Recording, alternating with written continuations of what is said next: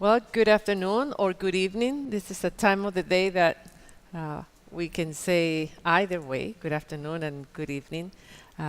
This is another Wellness Wednesday Club, and I'm very happy that we can talk about one of the things that will help us to use things that we learned in the past in Wellness Wednesday, things that are coming up. Um, I am now talking about something that I feel very comfortable. It's about gardening.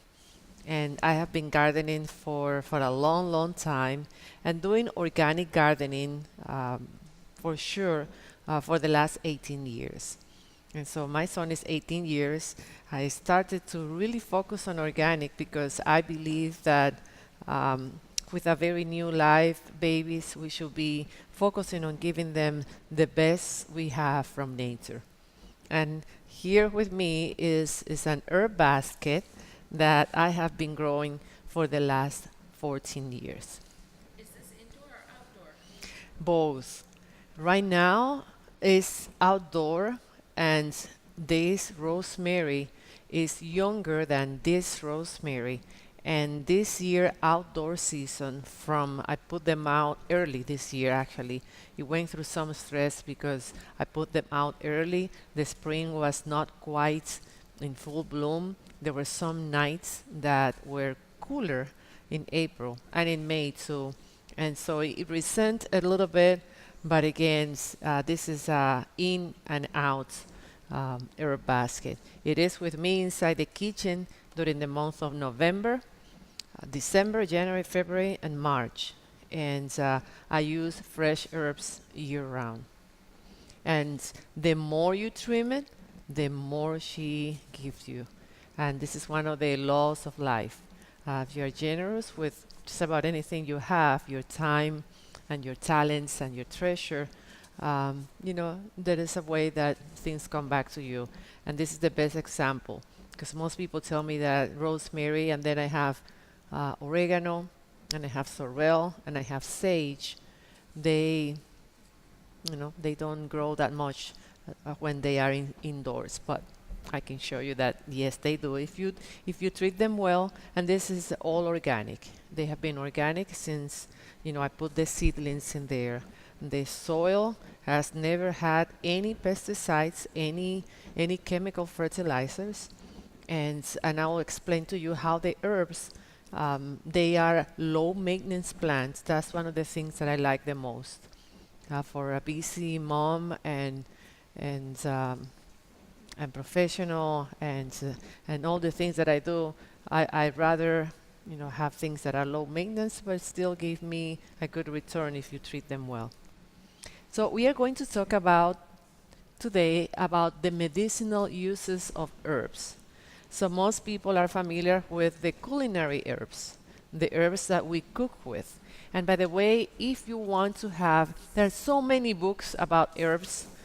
You wonder which one you want to have if you want to have a quick access to good recipes, things that are on a holistic way. I like Herbs in the Kitchen by Carol Dill and Susan Belsinger. Is a way to use them and know more about the properties of the herbs. And it gives you a nice menu using herbs that you can grow in your kitchen. And then this book is an excellent book because it is illustrated to begin with. So for some of us that prefer to have pictures and have a way to find out what that is growing in the garden relates to what, or how to find out what it is, you can just go through the pages and try to identify the shape of the leaves, the shapes of the stems, the flowers, and you can easily find out if the weeds, quote, quote, that are growing in your garden are actually herbs. And so that way you just mulch around and leave it like this. They come back year after year if they are perennials. And if they are growing natural in your garden, guess what? You don't have to do a whole lot to make them happy. It's when we introduce exotic things in a soil that is not conducive for a plant, that we have a hard time doing good gardening. So the other thing about a good herb book will also have cosmetic, medicinal, culinary, and ornamental. Why these four things? Because you want to have a guide to use if you are doing landscaping in a side of your house and is in a shade area. You want to see, you want to find out how you can eat what you're growing for landscape, and actually what you can do to actually use some of your homegrown herbs to make your own cosmetics. So I love things that are multiple use, and so this is the good thing about this herb book. Now, I didn't write it, and I don't always say I don't get any profit from that. I'm not selling the book, but find a way that with one thing you can get multiple use. And for women, we definitely need to have the pharmacy at the reach of your hands, at the reach of your herb basket. Not having to go to the car and drive to Walgreens. The closest pharmacy should be your herb garden, your garden. All right. Remember that you can ask questions as I go along.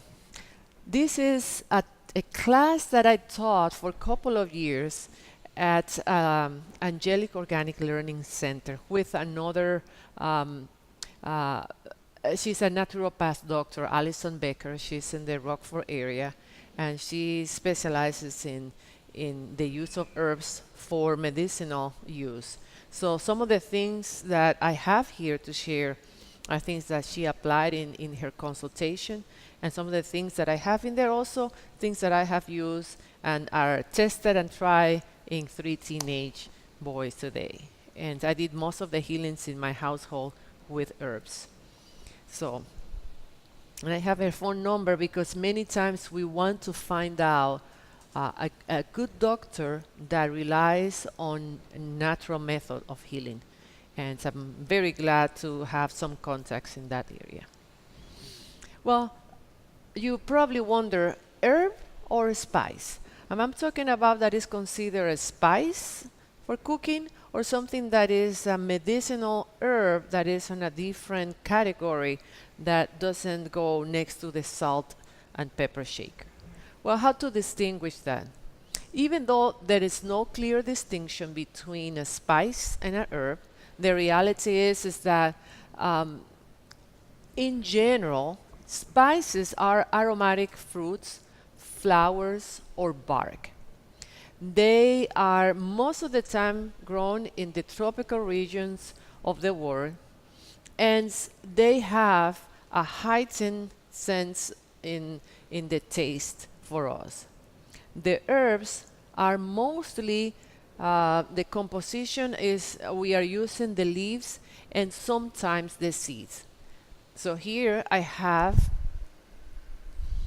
a container with anise seeds, and this is the seed of a plant that we also use the leaves and the tuber part.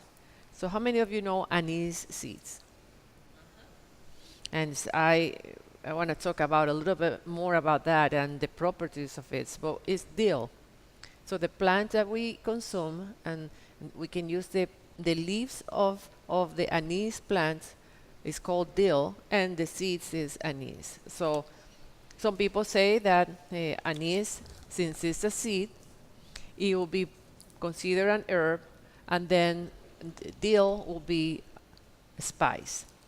There is no clear definition, and the botany books sometimes go from one to another. And that's okay. We can learn to differentiate by the way we actually process the leaves or the seeds. The seeds, most of the time, have to go through a more strong process to get the compound, and the leaves are more fragile. Okay?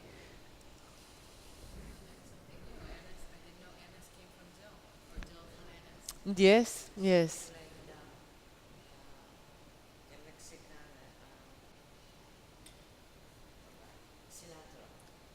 Yep, coriander and cilantro. So coriander is the seed and cilantro is the leaves. That's right. Yes, and the reality is that if you read a little bit about the way the plant works for medicinal purpose, sometimes you have to blend the whole plants to get the real treatment and the real efficacy of the herb. And I have examples of that. And sometimes you have to use only one part and cannot use the other because it will have compounds that will block the absorption of the principal elements. And it's fascinating to read about that. I'm now getting more into the plant companion. And I've been reading for the last 2 years what are the best plants that grow best near each other. So one brings synergy from the soil and actually from the pollination to the other one. And that way you actually learn about the fascinating aspect of companionship and planting together to make something more profitable. Fascinating area. So you can quit your TV and immerse in some of the reading, and you learn a lot about chemistry too. So next time you put some of your spices, think about it. I'm using an herb or using a spice. And I want to show you the importance of knowing exactly what part of the plant to use because it is interesting. We learn the part of the plant that we need to search, and then we get more selective when we are looking for the herbs in the grocery store or wherever we buy them. For instance, I think I have in the next one, I have a living example of what to use. So I brought here with me, this is all from my garden. You know what flower is this one? Oh, this is chamomile. Yes, Yeah. chamomile. Very good. And this one is? This is lavender. I was gonna let you smell it because once you touch it, oh, it is amazing. I will let you smell that because it's just unbelievable. The real lavender has an amazing effect in your brain, and it stimulates. So, some, not sometimes, every day I just put this one, because of lavender in my steamer. Yes, yes, I go to sleep and I'm still the that's oil. exactly right. That's exactly right. And so I brought it because I want to use it in some other ways that will help you relax. Both of them are relaxing herbs. And I have delicious, I say delicious, but actually we are not going to drink this one. I, I made a tea infusion with rosemary leaves and chamomile flowers, and we are going to make a toner for the face that actually stimulates the layer, the very outer layer of the skin, and give you nutrients to put it inside and go to the capillaries, help your sinus, and help you relax, and at the same time help you with your skin for overnight. Don't let me forget to do that. I tend to talk too much sometimes. All right, so here it is, the part of the plant that is used. The black pepper, probably you already know that these are peppercorns. It's the dry fruit. The ginger is actually not a root, but an underground stem. It's like if this stem will be inside of the pot. Ginger is that. And then ginger has roots. Some people say that ginger is a root. No, it is an underground stem. And the nutmeg is a seed. Let it dry, and then you can grate it. By the way, uh, never use nutmeg in powder already ground, because the real compound is volatile and it's gone long time ago. So just buy the pod and grate it. And the best way to enhance the white sauce that we make for either Alfredo sauces or for making soups, grate a little bit of nutmeg, and it just increase the flavor of any cream sauce. Mace and cloves, They are used most of the time for sweets, but they can also be used for soups. Cassia and cinnamon is actually the bark of a tree, and the peeling is actually the what we use as cinnamon. The cloves I'm using by an apple. I put few pieces of cloves. Yes, you do that. I do that too. Yeah, and put Pomace. yeah. Yeah, so you put the cloves inside all the outside of the orange or a grapefruit if you want, or a lemon, and it infuses you know that, Josie, it infuses that oil of cloves, and it can deter any of the little dust and some mold and anything in the closets.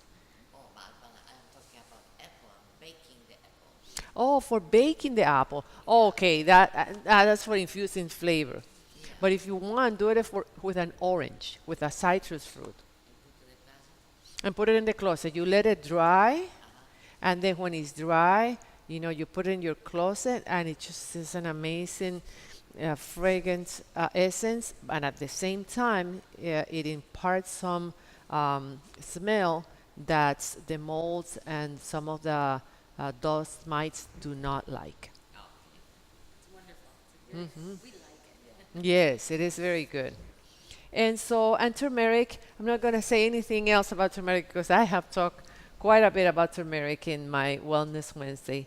And sesame is the seeds, and some people use it as a flavoring agent. Some people use it oil for cooking and salads. But these are all considered herbs.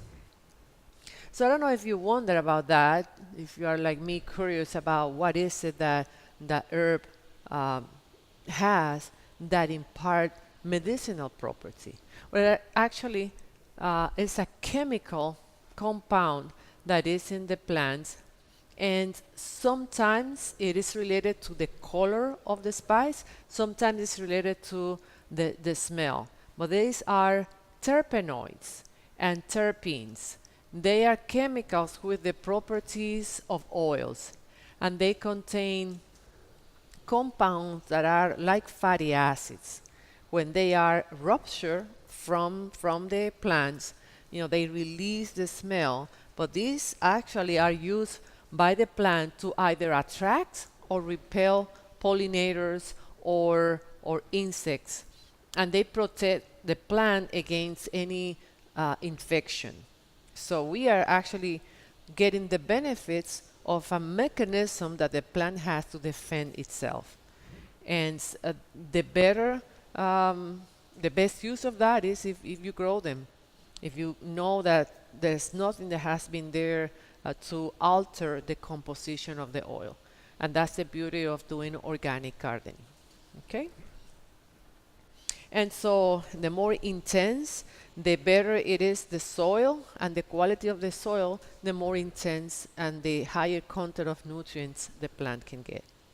That's why many times when you get them from industrial production, they actually don't have enough of the compound that is for medicinal property. And it's because the way it is grown impacts the amount of that chemical that I mentioned they have. Okay? So very important to stress the fact that if you're going to consume something or put it in your skin, you want to make sure that there are no toxic compounds in there. Okay? So, and I just want to put an example in here so you will know that things that we know actually proceed, they come from an herb, camphor, and that is used in the mouthwash that we buy, Listerine. It has quite a good concentration of camphor. They are from the tree, camphor tree, and the laurel family. The rubber comes from the rubber tree.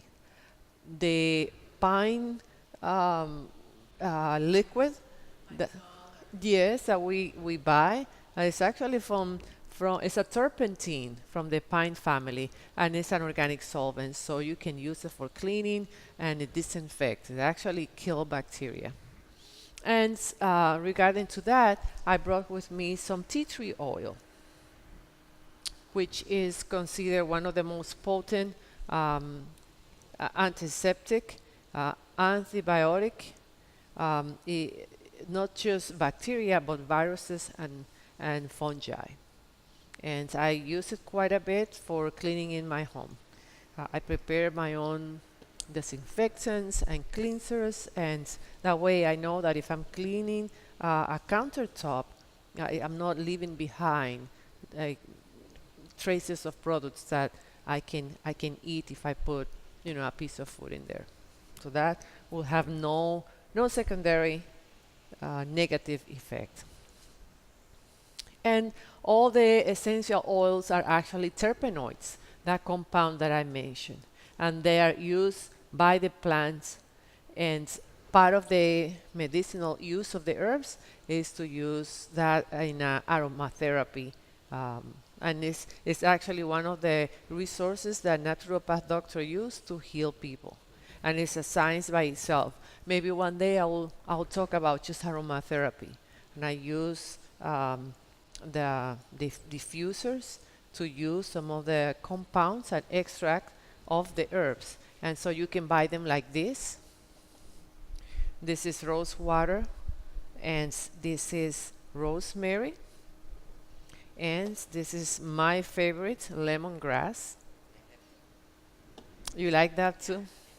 And tea tree oil. So all of these, I can use them either for cooking, cleaning, cosmetics, so many different parts. Some of them, they expressly say that if you can actually add into the food or you cannot. Some brands are very specific about that. So, and I make a distinction. The ones that I only use for cooking are in my kitchen. The one that I use for cosmetic are actually in the bathroom.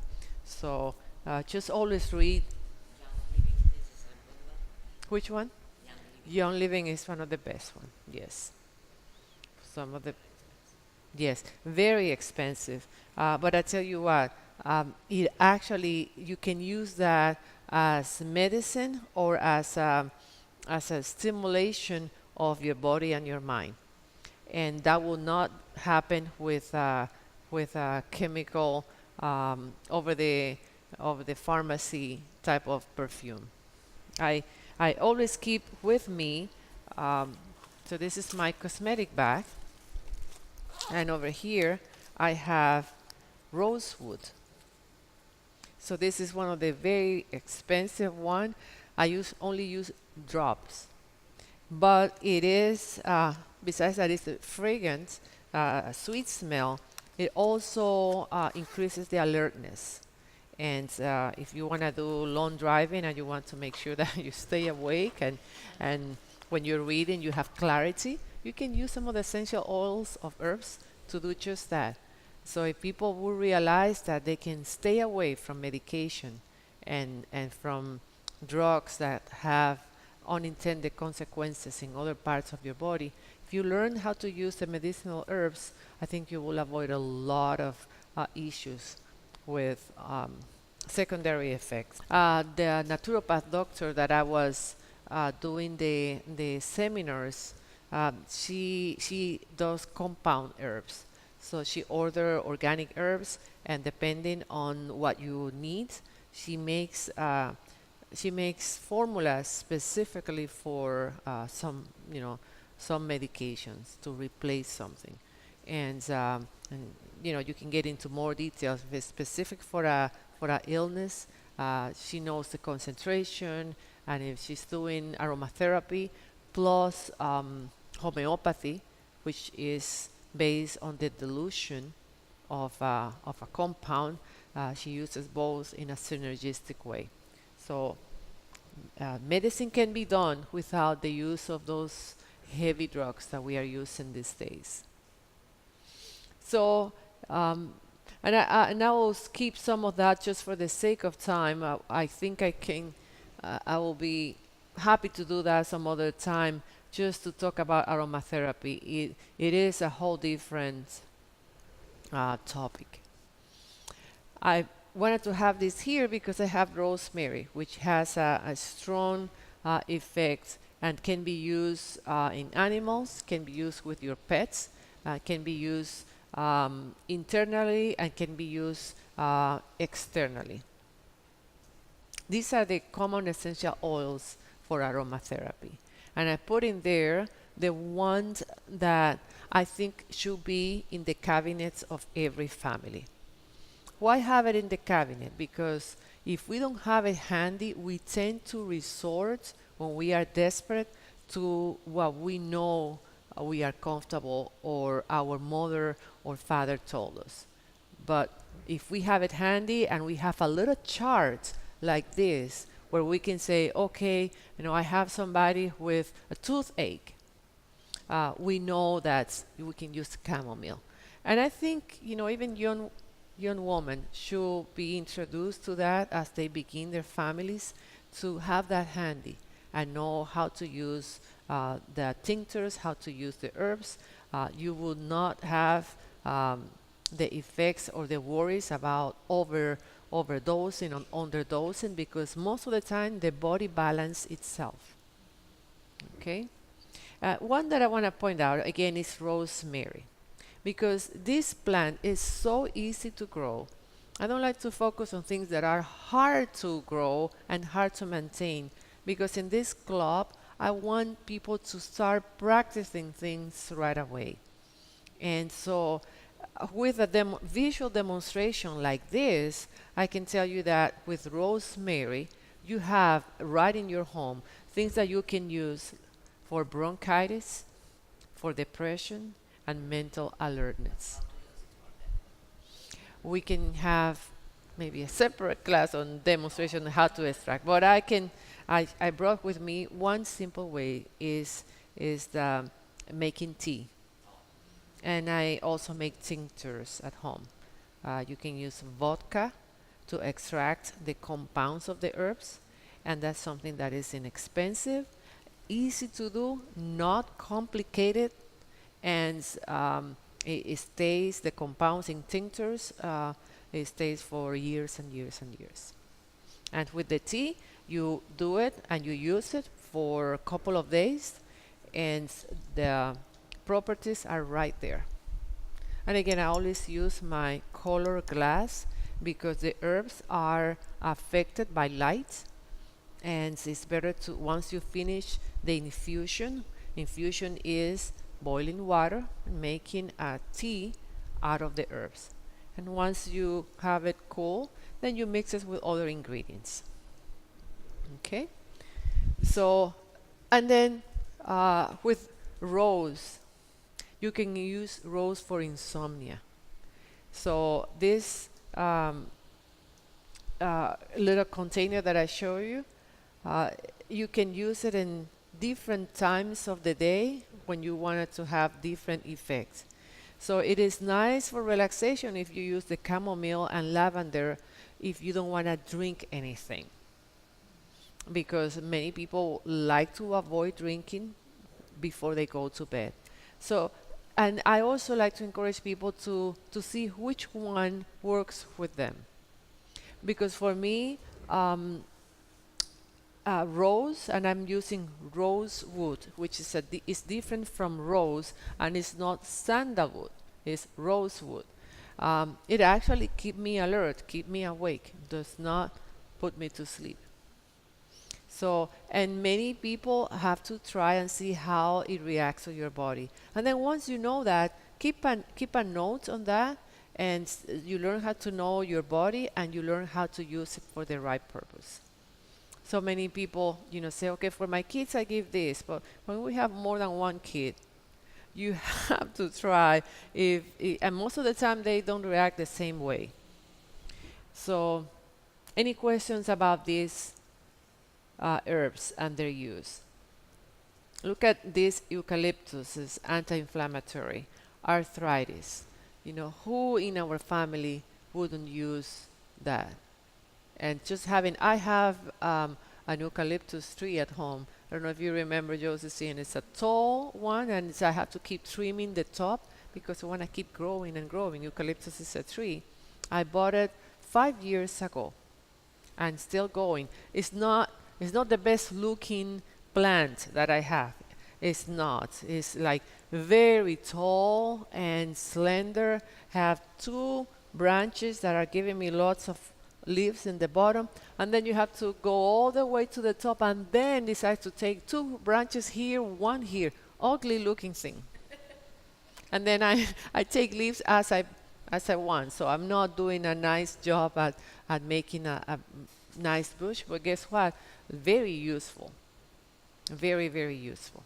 So give it a try. Yeah, I have family members who are just starting arthritis and have a lot of arthritis, so Hmm. I'm going to use this and let them know that we can get these things for them and try that Yes, instead of all those medications out there. that's right. And many people now with arthritis are using 2 and 3 medications. 2 and 3. Used to be the people who take one. Same thing with cardiovascular diseases. People are now using 2 or 3 medications. Guess what? When you have that many for one illness, one of them is actually blocking the effect of the other. You need to be very careful. And many times you see that people advise, oh, to use herbs, consult with your doctor. Guess what? Your doctor most of the time have no clue of what to do with that. Right. All right. So this is actually Angelica. It's a plant that seeds itself. It's a biannual. It's actually, and in the second year, it's supposed to die. But if you let it go to seed and the seed fall in the ground, it comes back again. Um, why I want to point this out? Easy to grow is hard to kill. In fact, if you search in your garden, you might have an angelica if you live in the Midwest. Very common, especially in Illinois.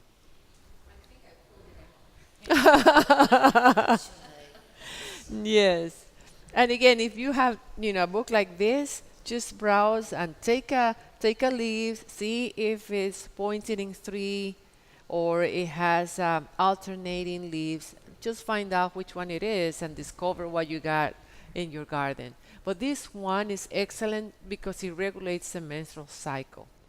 A part, of course, that you can use for any upper respiratory illness. And it's almost like a weed in the Midwest. And the menstrual cycle, very good if you start, you suggest that to the young ladies, especially to use it on a regular basis. People say that you can actually relieve yourself from menstrual cramps if you use it consistently. Okay, that you come to a point that you don't have to use it anymore because it actually regulates the hormone levels that are in the blood when you are going through the menstrual cycle. In other words, that you can heal yourself. It's not something that you are dependent on like some medications. Now you tell me which one is this one? Basil. So easy, another easy to grow. It's not just doing pesto. It's actually very good for lowering fever because it is a thermoregulator. So better than aspirin. Very much. Yes. And I know because I use it with my kids. And of course, you have to feel confident about using the herbs. And you have to experiment and have confidence that in nature you provide the remedy. Because when a young mother or a mother is with a child with fever, she doesn't want to take any risk, right? She doesn't want to take anything that is going not to work. And so for these cases, I'll advise the young women that if you are growing your family, if the child has a low fever, try to see how it will react with one of the medicines, natural herbs, before you come to a point, a day that it is a high fever and you don't want to try. You to test when things are not out of hand.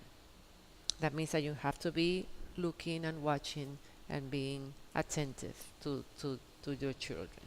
So my cousin who has the newborn twins, Hmm. do you recommend these things as young as being, I wouldn't use it before 6 months okay. because before 6 months is still the body is still forming the immune system. When we are born, we are born with the immune system not completely developed. The cells of the immune system start to, really acquire what we call, long-term immunity. And with the vaccination the babies get, it goes from periods of high and low. So I prefer not to use it this young.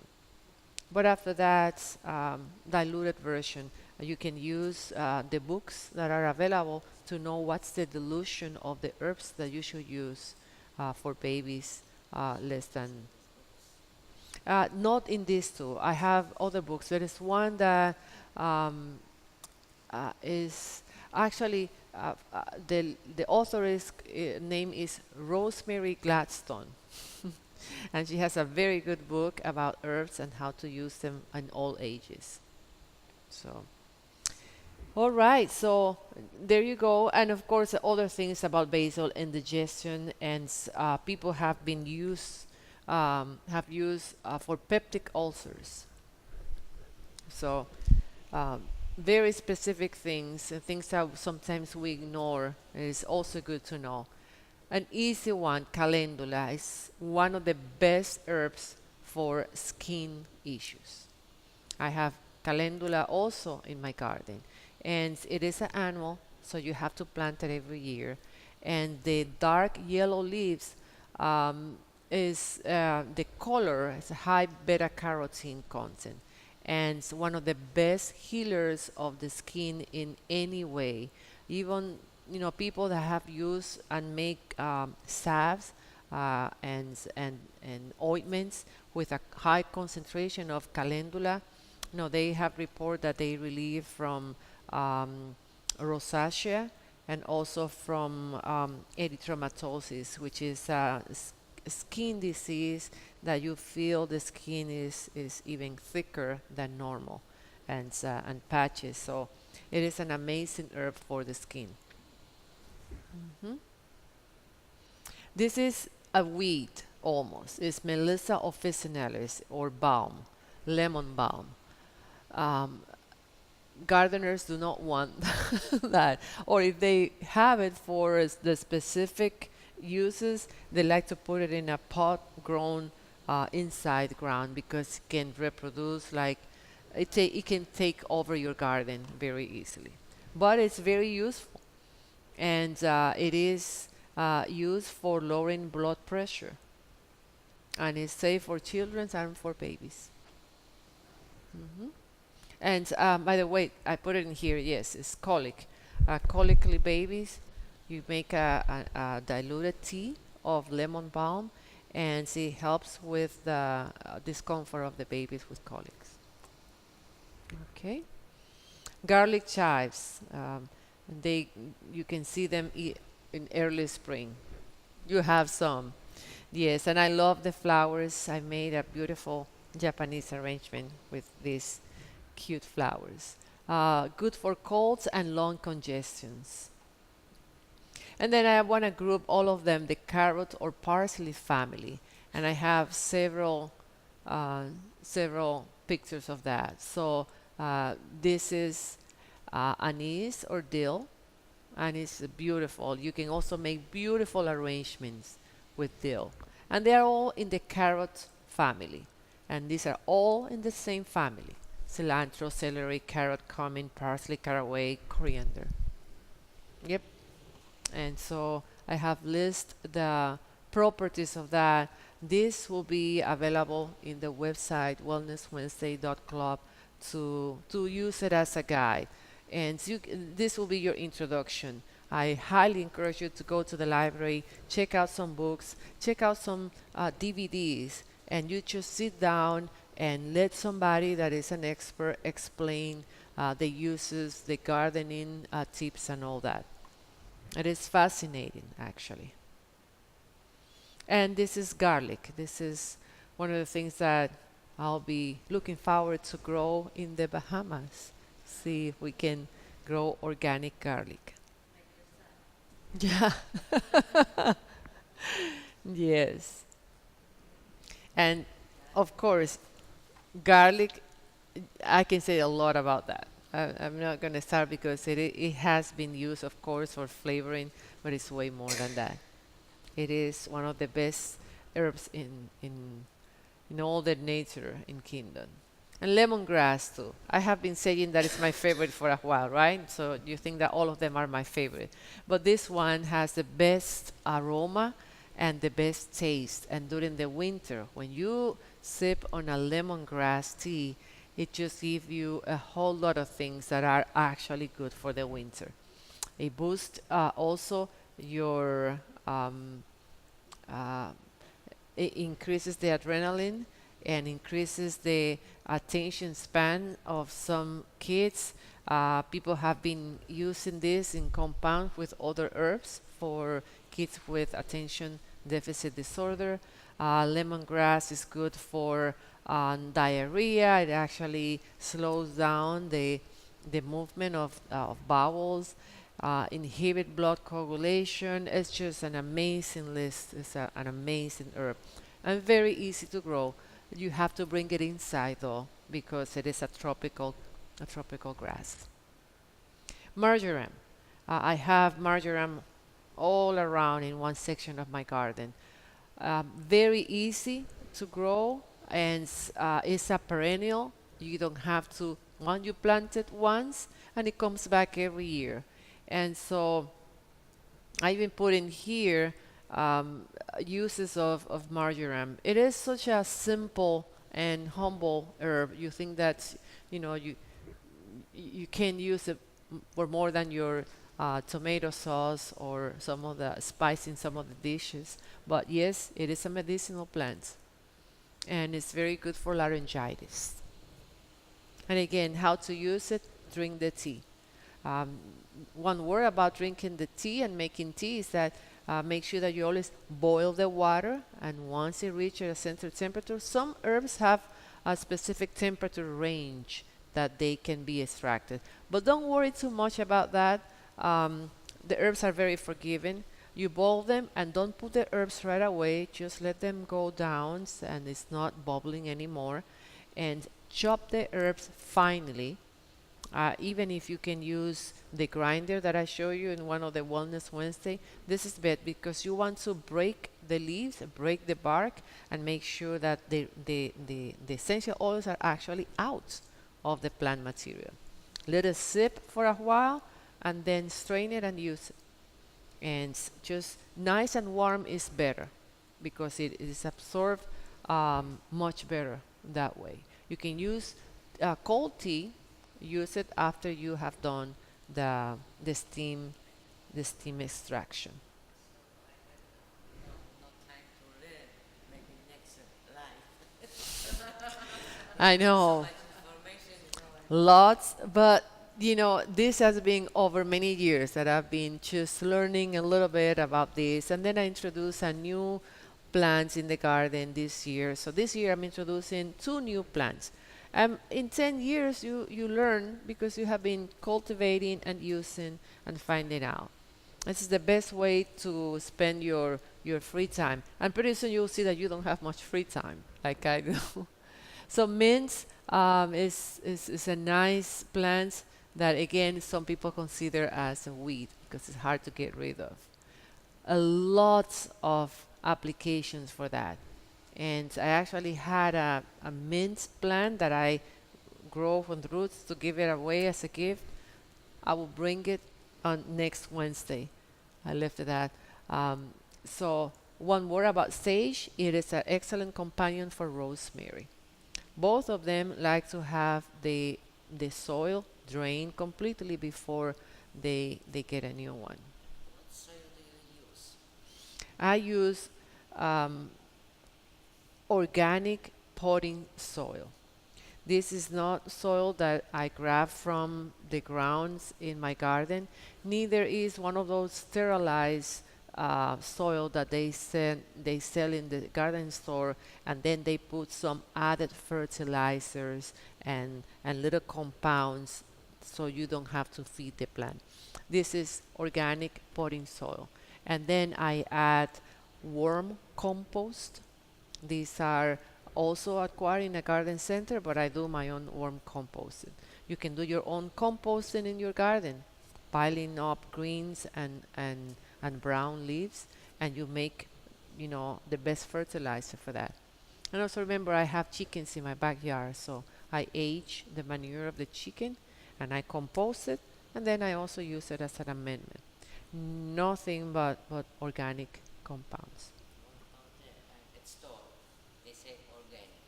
Yes, in fact, Should I believe or not? well, you can use some ingredients to make your own potting soil, but most people don't need that much. That will really be um, worth to do all the mixings. Just buy the And only container. I might Only yourself. No, if I give you a secret, Costco in the beginning of the gardening season has the best deal on organic potting soil. It gives you a huge bag for less than $10, and you do a lot of pots with that. But like Costco, it only happens certain number of weeks, and then they don't carry that anymore. But just keep that in mind. All right. And so um, I got into detail on how to identify these plants. You don't have to worry about that. And you know that Vicks Vaporux actually has three herbs and essential oil: camphor, menthol, and eucalyptus oil. That's why it's worked so well for decades. Mm-hmm. Yep. And hopefully they won't start changing the formula on us. So oregano, here is oregano right here. And it grows very well in companion with rosemary. Tastes so good when it's fresh too. Yes. If you want to really go a store-bought pizza, just get some of the fresh herbs and put it on top, and you just right away got a gourmet pizza for yourself. Just like that. And then this is rosemary. Can't say enough about rosemary. It's because I use it in so many different ways. I think every house should have a rosemary.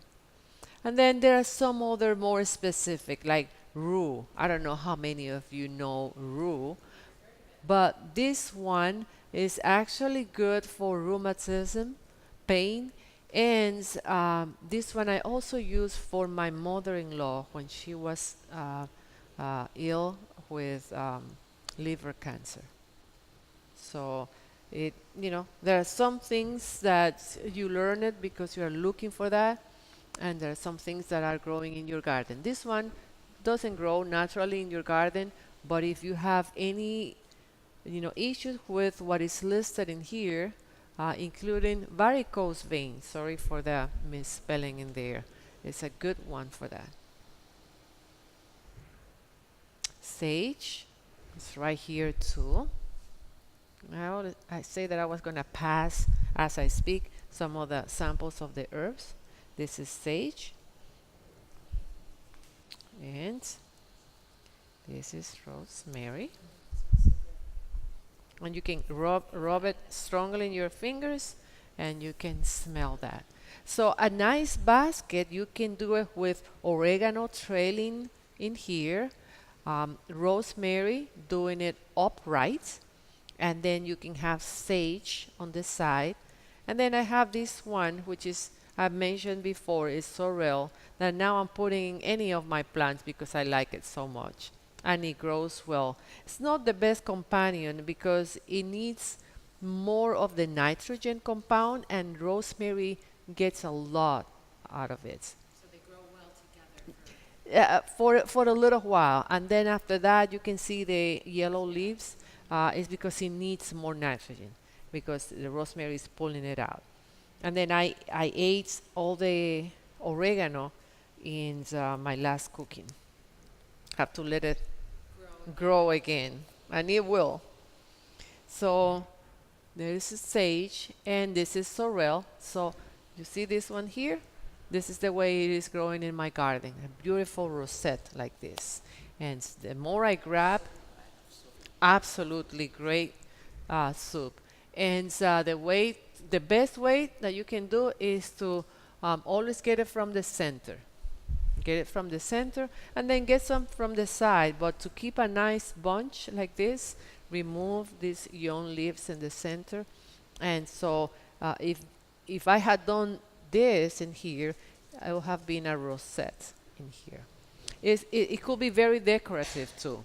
So the good thing is that my garden doesn't look perfect and manicure because again I'm not using pesticides, I'm not using weed control. So the weed control is this right hand here as I pull them. So, but the thing is that you can do a beautiful landscaping if you spend a good amount of time and enjoy the time too. It is actually a wonderful therapy to be kneeling down and getting all the smells and all the fragrance of the herbs. This is stevia that I have mentioned in other workshops, in other seminars. That is the sweetener that doesn't have actual sugar and is used for diabetes control. What a weird thing. Something that is sweet and can be used to regulate insulin. That's why I believe that nature has the solution for our things. This is thyme, another type of thyme, winter savory, that is used in very few dishes. So I had it and I needed the space in my garden and it's now gone because I don't use it much. And then we have some that are poisonous. So you just need to know them. And this is a nice place, a nice way to get your garden, herb gardening. You don't need a big backyard. You should grow what you will use. You should grow the herbs for your particular health challenges. And if you have either people in the later age, you grow herbs that are most of the time necessary for that. Or if you are starting a family, grow a garden that you can use for treating your children issues. I think we should have our pharmacy in our backyard. Just as simple as that. So like I've said before, I only use organic remedies and I'll be more than happy. If you have questions on how to do it, what to do, these are things that are very easy to do. Like insecticidal soaps, you use herbs essential oils, you use dilute castile soap, and you spray it in the front and the back of the leaves, and you just need to be persistent, and they will go away.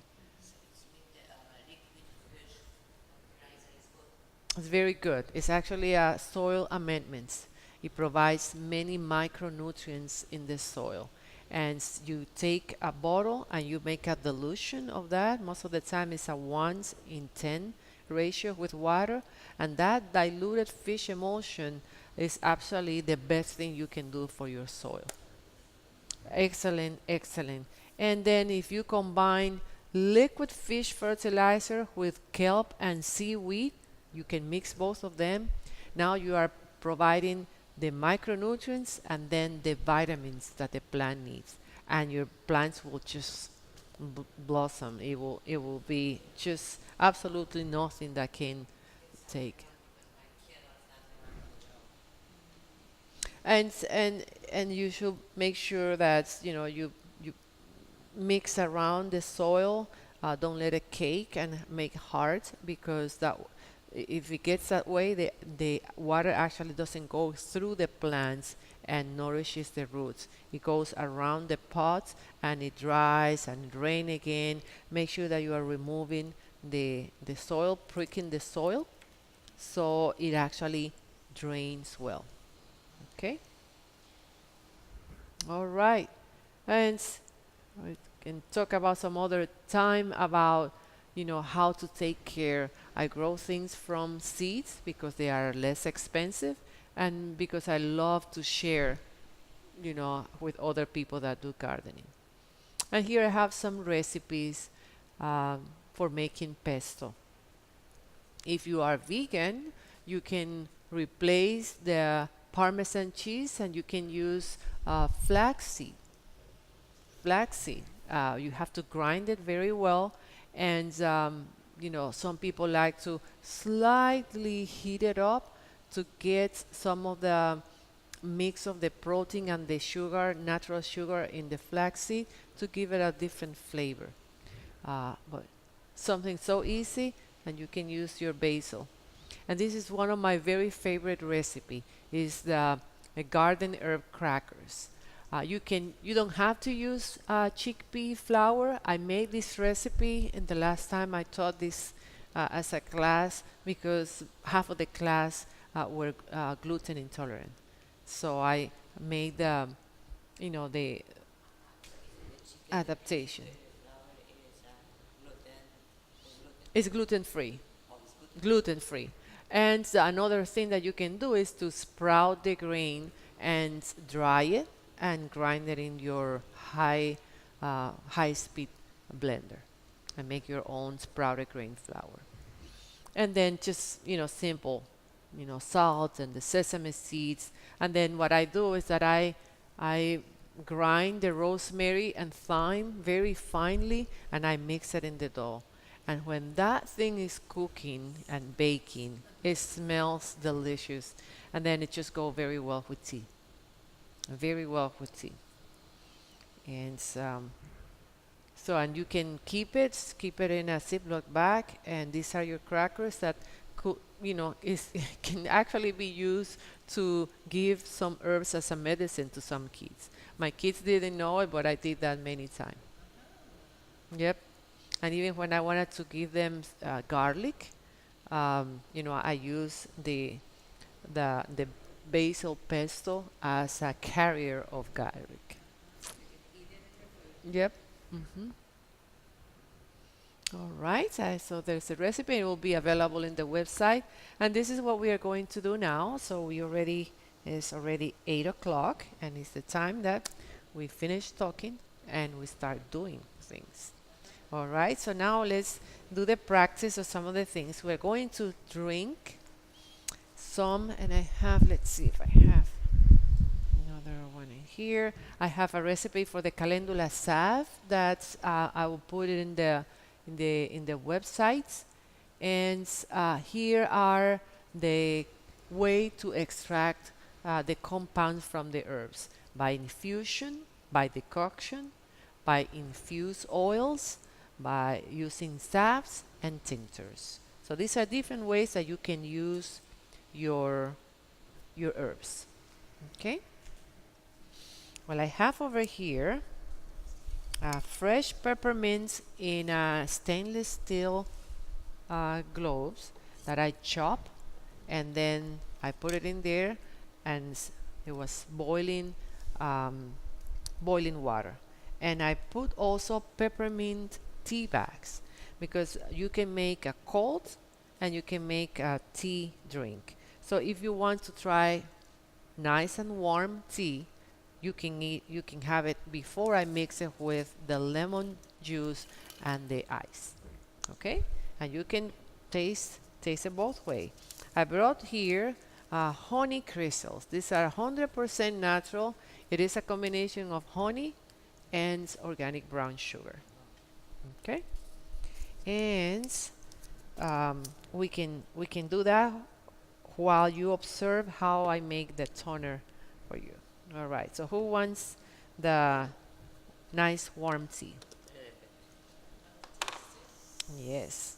So I'm going to put just in case something is still. It shouldn't have any herb floating around because again I put it in the stainless steel tea holder. How do you believe about that stainless steel?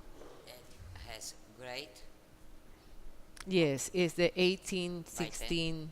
Yeah, it is a high stainless steel. There are some that looks like this one, like this container, but I prefer to use this one when I'm using high grade stainless steel. Yeah, because normal store they don't have even great, and they say it's stainless steel. No, no, you have to know where you're getting your things. So So where I can get this? this one is in Whole Foods. You can have it, and you can tell the difference. It's a heavy stainless steel container. It's not like this. I never use aluminum, by the way. Of course, it's poison. Never. Yeah. It's poisonous. Yes. What is mean the a number in the store 365 for sure they have on The shelf. brand. It's the brand. Yeah. It's the brand of Whole Foods. Uh-huh. It means that they make it, Uh-huh. and it's a lower price, but it's comparable in quality. Oh, Yep. They're called store brand. So here is some tea, and you can serve. I just visit this store, here in Schaumburg. Oh I yes. didn't know that they have Whole Foods. I go to Deer Park. Oh Cannot yeah. Yes. No. No. No. have to go and spend Yes. money. I know. I've been in the Deer Park one when my kids were playing baseball, and yeah, it's very different. This one is much better. So you can use that to sweeten, and or you can drink it without any honey. So again, this is dry honey crystals. Okay, so try it. This one will be mine, and you can serve yourself. All right. And yep, tea. This is permint. And I can Smells open. so good. Can you smell it? Yeah. You can put a little bit if you want. Well, no, no. It's like, sure, I can hold the camera too. And we're going to do then also lemon peppermint lemonade. So I have the ice in there. I'm going to use one. This is 0.1 ounce. So this is 1/10 of an ounce of honey in here. So it's not going to be very sweet. And we can taste it if, want to taste it sweeter than that, that's fine. This is pure squeezed lemon juice. It actually has the pulp too. And then I'm going to mix it a little bit before adding the tea. And I have, yes, it's just healing. Mm-hmm. And I also brought stevia leaves. Do I have it in here? I think I have it in this container here.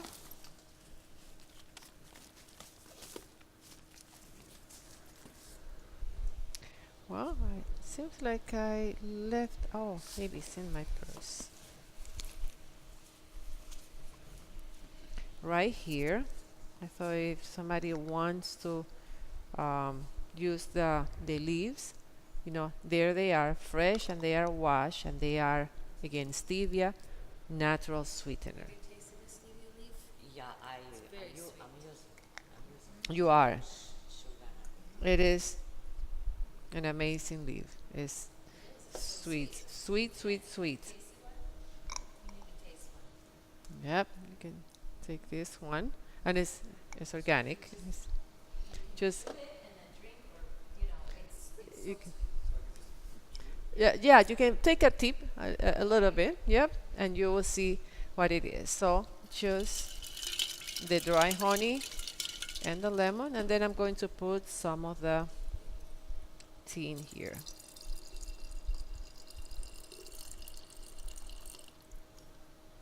All right, so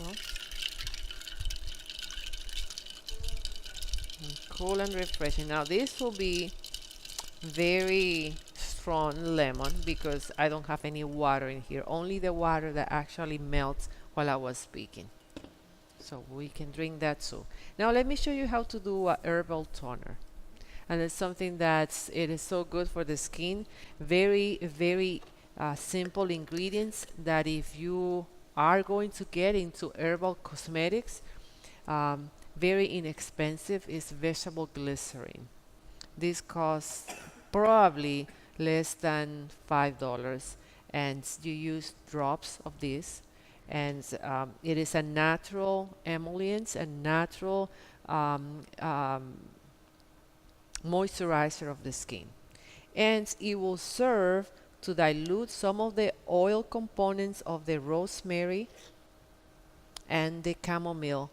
It will emulsify in the water content of the toner. So it is something that is already done in here. So we will use, and this is the finished product. This container costs $2 in the store, and again, dark color. It has a fine mist, and you just shake it when you're going to use.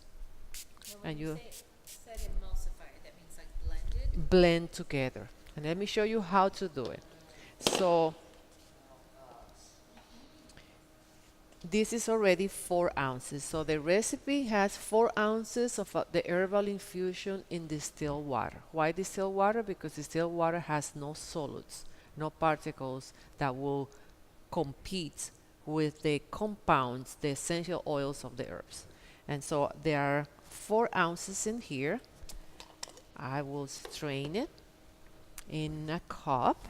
And I can put it back.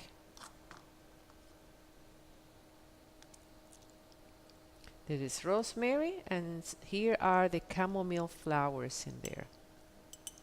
Do you use fresh or Fresh, fresh. And this will last for 2 to 3 days.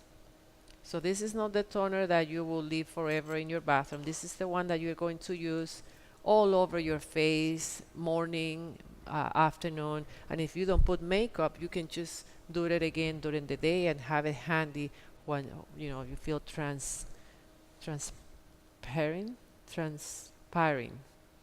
sweating, transpiring, perspiring. All right. So here we have the tea of the rosemary and chamomile, and then 1 ounce of either raw apple cider vinegar or witch hazel. I like to use witch hazel because I like to keep the acidity of the toner low for me. So this is 100% natural. In Walgreens, it's a very inexpensive source. You look like you have a question. And you, No. I'm looking. witch hazel. What is the name? I'm not The brand name is Dixon's. Oh, yes. Okay. Original witch hazel. Did you put Mm-hmm. Yep. some lime? Yep. On the second line. which? Or so over here. So these are 4 ounces. Sometimes it's better to use the measurement. Um, if you want to take a ratio, if 4 ounces is up to here, 1 ounce will be over here, and then I will add up to here. But it's better to use in a measuring container. So the mason jars are measuring containers. So when I do it in here and I take the herbs out, here is 4 ounces, here are 6 ounces, so 5 will be right in the middle in here. All right, but this is not something that will be detrimental if I go a little bit more or a little bit less. Now, if we are doing compounds for illness or something, then you want to be more precise. So I'm going to add the witch hazel right there. And then I'm going to add, here it doesn't say in here, but glycerin will be a good add ingredient for mature skin. So whenever you want to have something that will be a toner that will close your pores, but you don't want to dry out your skin, because in our age we don't want that, we add a little bit of glycerin. Okay, so just a drop like this. That's enough. So it will blend and will keep the acidity low, and it will actually moisturize the skin while making the oil in the herbs, mixing with the witch hazel and the water. Right there. And then we can add essential oil, the rosemary or lavender or lemongrass. So I brought the rosemary, and it will heighten the smell of the already tea that I made with rosemary. So here I will add one or two. Three went there. That's okay too. All right. So here. Yes, lemongrass, I brought it because one of the most popular toner for controlling acne is lemongrass toner. And for teenage years, this is essential. And it smells so good. And the kids, both girls and boys, they can use it for the skin. Lemongrass. Because, what she is 100% pure. Mm-hmm. This is not organic, so No, you this is, cannot drink. no, these are not for drinking. Okay. No, So I mm-mm, want to be sure. no. Must be organic and I say I would trust for putting inside the doTERRA. doTERRA labels everything, whether or not you can ingest it, or it just needs to be topical. Mm-hmm. So no, none of this is for ingestion. No, but it's used for cosmetic purpose. Yep. so I'm doing mask. I'm taking an extra white things. I beat up Mm-hmm. and put coconut butter or coconut oil, Yep. few drops of lemon, Mm-hmm. put together, put on the face, so you feel, very Yes. soft. Yep. I absolutely. I made shea butter and coconut, and then I put the essential oils that I want. I love like geranium. I use geranium, lan, patchouli, and you make your own, oil, and it's just very fragrant, and it's also stimulating for your brain and your body. So you're actually using that as therapy. I need Yep. some kind of stimulation for my eyes. Well, as it keep me from using medicine for, uplifting your mind. Sometimes you just want to relax. But instead of doing, any drugs, how about using medicinal herbs? So here is the toner ready. You just put it in a bottle like this, and you have your toner for a couple of days. Then, if you want to extend it, the use of that, there are some things that you can use as a preservative, natural. But I can cover that in another class that I can do for just cosmetics. So there it is, a nice way to make your own toner. Put it in there, and if you want to keep it longer than 3 days, then put it in the refrigerator. Thank you very much. Thank you. Let's enjoy the peppermint lemonade. And if you have any questions, I'll be happy to answer. Thank Do you. your children